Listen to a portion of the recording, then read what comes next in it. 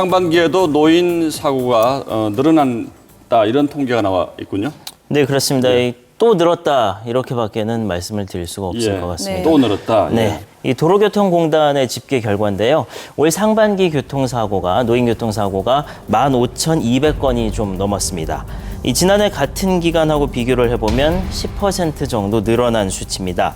이 전체 교통사고가 2.5% 늘었는데 노인사고는 10%나 늘었다고 하니까 비중도 그만큼 커진 겁니다. 많이 늘었네요. 네, 반면에 13세 이하 어린이들의 사고는 5,700건으로 전체 숫자도 적고 지난해보다 1.1%가 오히려 줄어서 비교가 좀 됐습니다. 예, 노인 인구가 뭐 많아지니까 사고가 는다. 이거는 뭐 너무나 당연한 얘기인데 그러나 이것을 이제 단순히 숫자로만 볼 수 없는 또 그런 이유가 또 있는 거죠. 네, 그렇습니다. 아무래도 나이가 들면서 여러 가지 변화를 겪게 되고 바로 이 변화가 사고의 가능성을 높인다는 부분 때문입니다. 제가 지난주 다녀온 탑볼공원 모습을 한번 보면서 말씀을 드리겠습니다. 예, 볼까요? 자, 이렇게 차량들 사이로 무단횡단하는 무단횡단하시네요. 모습들을 쉽게 찾아볼 수가 있었습니다. 저기서 횡단보도까지 거리는 한 10m 정도밖에 떨어져 있지 않습니다. 바로 옆에 횡단보도가 있는데도 굳이 저렇게 무단횡단하는 모습을 볼 수가 있었는데, 이 물론 교통 안전에 대한 인식이 부족하기 때문이기도 하지만 전문가들은 이 주변 상황을 인지하고 판단하는 능력이 노인들의 경우에는 아무래도 떨어질 수밖에 없다. 이 점을 강조를 하고 있습니다. 이런 점 배려를 해야 되겠죠. 예를 들면 뭐 저 차가 지금 여기서 나한테 얼마나 떨어져 있는지 그리고 어느 정도 속도로 나한테 접근하고 있는지를 정확하게 판단하기가 어렵다는 겁니다. 그러다 보니까 이 정도면 충분히 길을 건너갈 수 있겠다 이렇게 생각을 하지만 실제로는 뭐 차가 더 가깝게 있거나 더 빠른 속도로 접근할 경우에 미처 피하지 못하고 사고로 이어질 수 있다는 얘기입니다. 네, 아무래도 뭐 순발력도 떨어질 수 있겠죠. 근데 보행자뿐만이 아니라 요즘은 운전하시는 분들도 많이 계시거든요. 그래서 더 걱정입니다. 네, 조금 전에 이제 노인 사고 크게 늘었다고 말씀을 드렸는데 운전자 사고, 보행자 사고 모두 다 늘어난 숫자입니다. 자, 탑골공원 화면을 다시 한번 보시면서 말씀을 드리겠습니다. 자, 젊은이와 노인의 걸음걸이를 비교를 해본 화면입니다. 당연히 차이가 납니다. 보행 속도가요. 자, 그런데 이런 능력의 차이를 본인들이 잘 인식하지 못하는 것도 문제고 그리고 사회적으로도 잘 알아주지 못하고 있다는 부분도 문제가 있는 겁니다. 일반적인 상황과 달리 운전자의 입장 그리고 보행자의 입장이 충돌할 수가 있다는 건데요. 운전자는 이 정도로 내가 가면 보행자가 건너갈 수 있겠구나라고 생각을 하고 보행자는 반대로 내가 이 정도로 걸어가고 있으니까 차가 알아서 멈추겠지 이렇게 생각을 한다는 겁니다. 이 부분에서 일반적인 소통이 안 된다라는 얘기입니다. 이거는 이제 뭐 반대의 경우에도 똑같이 적용을 해볼 수가 있습니다.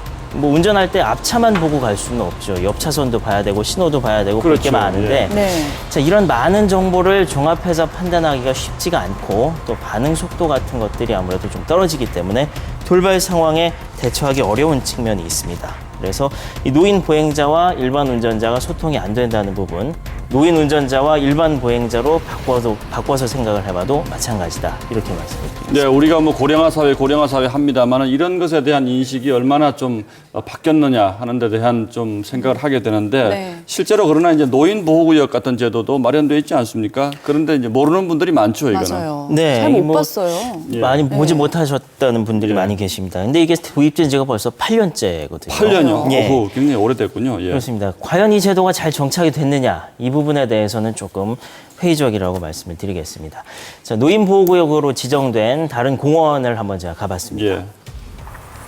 자, 전문가의 도움을 받아서 이곳 주변을 지나는 차량 속도를 재봤는데요. 자, 지금 시속 59km, 63km, 69km까지 나왔습니다. 자, 제한 속도인 50km를 훨씬 넘었는데요.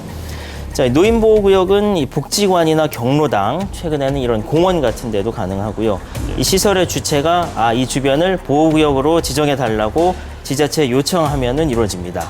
그럼 이렇게 표지판도 세우고 상황에 맞게 속도 제한도 둘 수가 있습니다.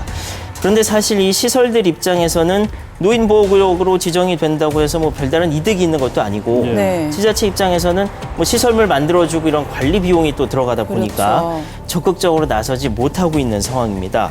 이 스쿨존의 경우에는 국가적인 사업으로 아주 정부 지원이 많이 지원이 됐었는데 실버존의 경우에는 좀 그렇지 못한 부분도 그런 있고 것 같아요. 네, 그렇다 보니까 스쿨존이 15,000개가 넘어가는 동안 실버존은 지금 전국적으로 600개 조금 넘는 수준입니다.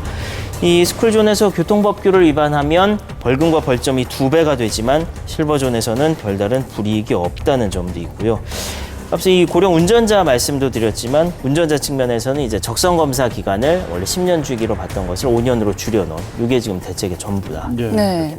전체적으로 들어보니까 너무 안이하게 관리를 하는 것 같기도 한데요. 좀 분명히 실효성 있는 대안이 있을 것 같거든요. 네. 예. 뭐 이어서 말씀을 드리자면 일본이나 미국, 호주 같은 나라들은 이 나이에 따라서 이 면허 갱신 그리고 신체 검사에 굉장히 엄격한 기준을 요구를 합니다. 예. 이 최소한 적성 검사를 할 때만이라도 간이 검사를 통해서 신체적인 능력 그리고 정신적인 능력에 이상이 없는지 네. 이런 부분을 테스트할 수 있는 방안을 마련하는 것을 좀 검토할 필요가 있어 보이고요. 예. 일단 보행자 측면에서 보면 일단 실버존 제도가 있으니까 스쿨존 수준으로라도 좀 관심도를 높여야 되겠습니다. 그리고 횡단보도를 약간 볼록하게 올리거나 각종 시설물을 밤에 잘 보이도록 하는 이런 보행자 중심의 체계로 바꾸는 일이 중요할 것 같습니다. 예, 한 기자 2부에서 또 자세한 얘기 듣고요. 오늘 얘기 잘 들었습니다. 예.